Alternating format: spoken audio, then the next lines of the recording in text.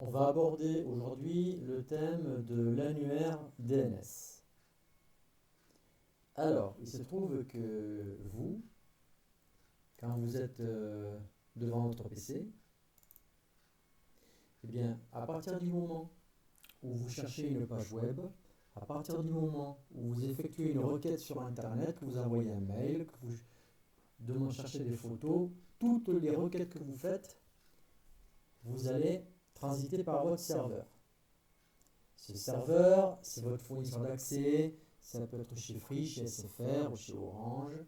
Donc c'est lui qui va aller interroger d'autres serveurs qui vous permettront d'obtenir ce que vous cherchez. Et la page web que vous cherchez, vous ne l'aurez que si vous avez son adresse IP. Donc tout serveur est identifié par son adresse IP. Donc à partir du moment où vous voulez consulter des pages web, que vous voulez aller sur un site particulier, il vous faut son IP. Sur Internet, un IP, c'est l'équivalent d'un numéro de téléphone pour nous. Il se trouve que le nombre d'IP est tellement énorme qu'on ne peut pas, un seul serveur ne peut pas tout gérer. Donc on va classer les IP par domaine. Alors, les IP sont compliqués à retenir, c'est pour ça qu'ont été mis en place différents domaines et sous-domaines. Donc tout d'abord, vous avez ce qu'on appelle une racine. Ça veut dire que vous, voilà, une racine, c'est une espèce de dossier qui va contenir tous les autres dossiers.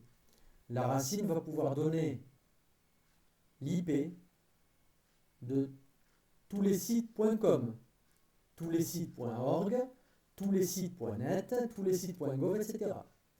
Dans les sites.org, on va retrouver Wikipédia, on va retrouver Google, et puis bien d'autres.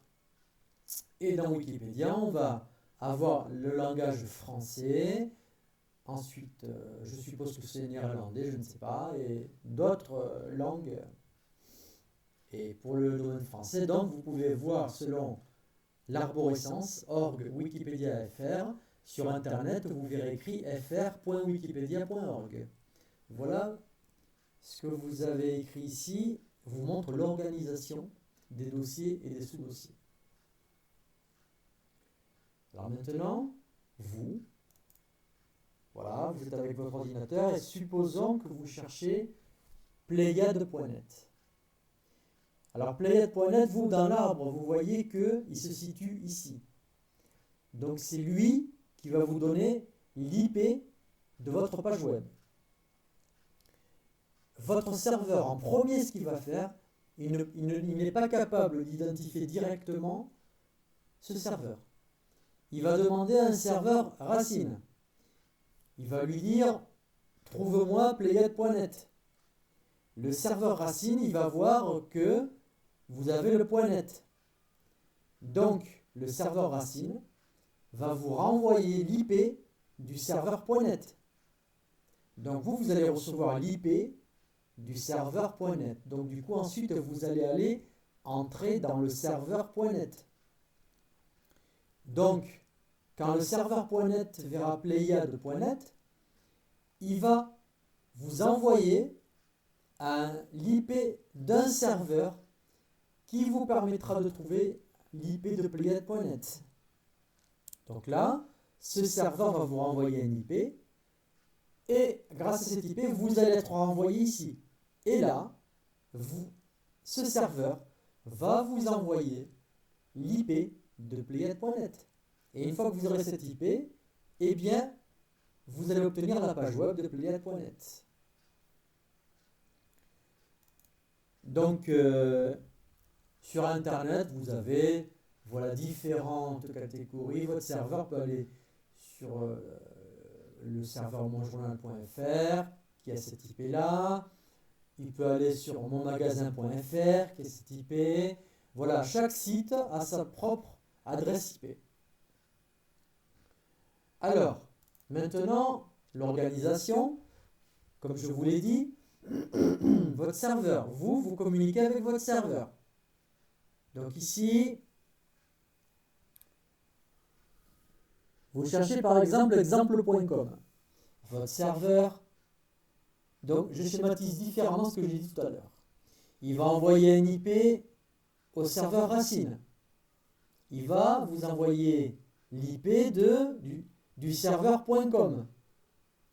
Donc une fois que vous avez l'IP du serveur.com, vous allez être redirigé vers le serveur.com. Le serveur.com va vous diriger vers donner l'IP du serveur exemple.com. Celui qui pourra vous communiquer, c'est lui qui pourra vous donner l'IP de exemple.com, qui va vous être adressé par le serveur. Et une fois que le serveur vous donne l'IP, il va vous donner l'IP de exemple.com. Grâce à cette IP, vous allez pouvoir accéder au serveur. Vous allez avoir la page web qui correspond à ce que vous cherchez.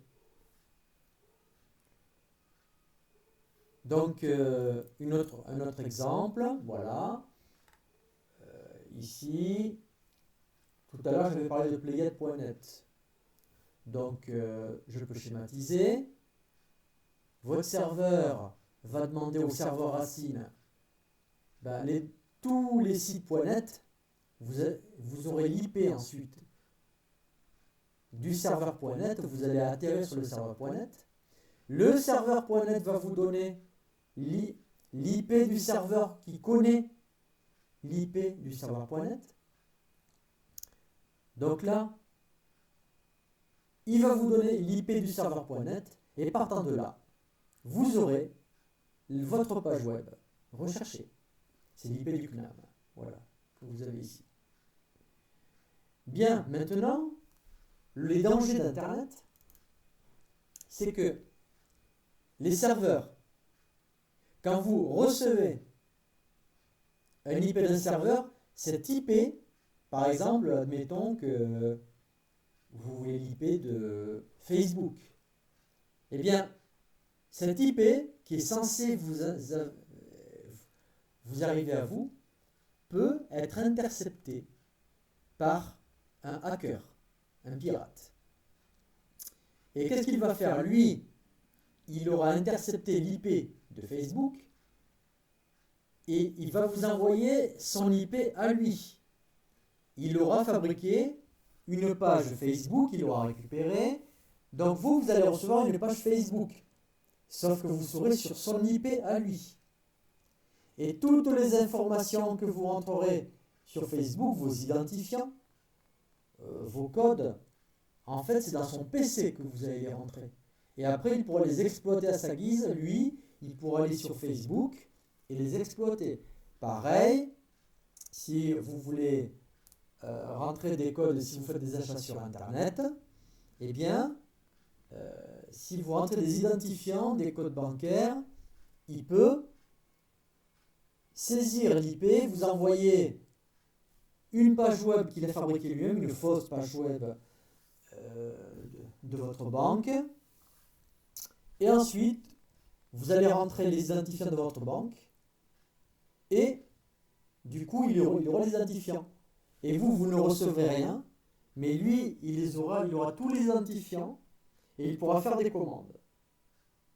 Bon, heureusement, concernant les achats par carte bleue, un système qui est mis en place est que lorsque vous faites une commande bancaire, eh bien, la banque vous envoie automatiquement par SMS un numéro de sécurité que vous devez compléter. Donc, ce numéro de sécurité, une fois que vous l'avez complété, ça veut dire que vous déclarez à la banque que c'est bien vous qui faites cet achat. Alors, si le pirate n'a pas votre numéro de téléphone, ou alors il faudrait qu'il pirate aussi le numéro de téléphone, il ne peut pas, par rapport aux achats bancaires, vous spolier. Voilà, il y a quand même des mesures qui sont mises en place. Mais pour tout ce qui est les codes d'accession à Facebook, des identifiants, voilà, C'est par ce biais-là qu'un pirate peut obtenir vos codes.